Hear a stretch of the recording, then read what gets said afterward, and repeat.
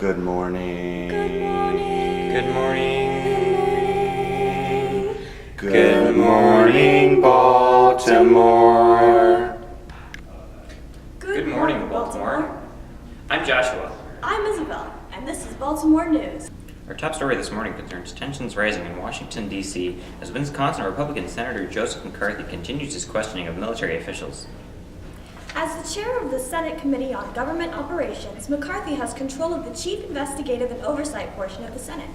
After his accusations of both Republican and Democratic politicians being communist sympathizers, McCarthy has begun trying Army officers of being soft on Russian communists. These trials of Army officers are following the trials of his political opponents with similar accusations. McCarthy's approval rating has been dropping steadily throughout these events. Regardless of how these trials turn out, it is important that we all recognize the clear and present danger that communism poses to our American way of life. Anyone around you may secretly be a communist. Now to Joshua for sports. This afternoon, our very own Baltimore Orioles faced off against the Detroit Tigers at Briggs Stadium. Unfortunately, the Tigers won 6-3. Finishing the second inning with the Orioles up by 1, the game promised to be a good one, except by the time we reached the sixth inning, with the score at 5-1 in favor of the Tigers. This whole stadium knew there was no coming back from it.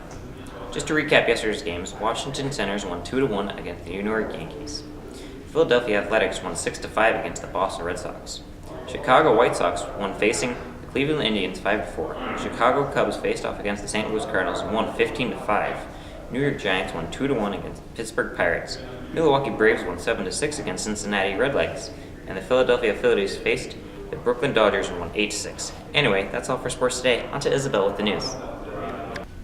A new line of fashion has swept over Baltimore rapidly. Men, women, and children are getting into the latest fashion of today. The new ladies' three-piece set is great for professional occasions or dinner parties, and the price is only $14.50. Even the men's outfits have gotten a major update, like the faded denim color sweatshirts, which have thick fleece cotton on the inside. That makes this a great shirt because of its warmth luxury feature, making this a great option for winter.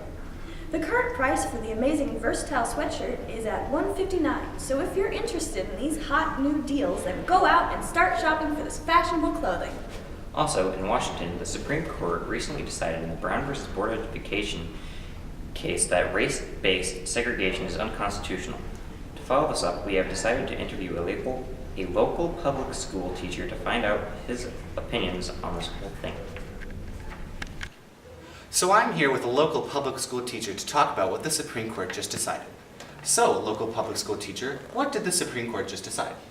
The Supreme Court decided to rule against Plessy versus Ferguson, which made the rule separate is equal. But the Brown versus Board of Education, Topeka, Kansas, ruled against it and saying that separate is not equal in concerning public schools. Okay. What is this going to mean for public schools in Baltimore? Well, I am not really sure how they're going to implement this rule. I'm willing to guess that there's going to be some resistance because this is not the norm, especially in our southern states. Right. Do you think that this is going to be good for our children? I think overall, as we look back on this decision, that it's going to be good for our children, especially for our African American children. That they don't feel like they are inferior with the white children. And so overall, after all the passion and emotion is stepped aside, I think we'll look back on this decision, and this is one of the most important decisions probably in our history. Right. Thank you, public school teacher. Back to Isabel in the studio. The ruling has already been met with protests throughout the nation, especially in Virginia, where Governor Lindsey Almond said that he would sooner close down schools than let them become integrated.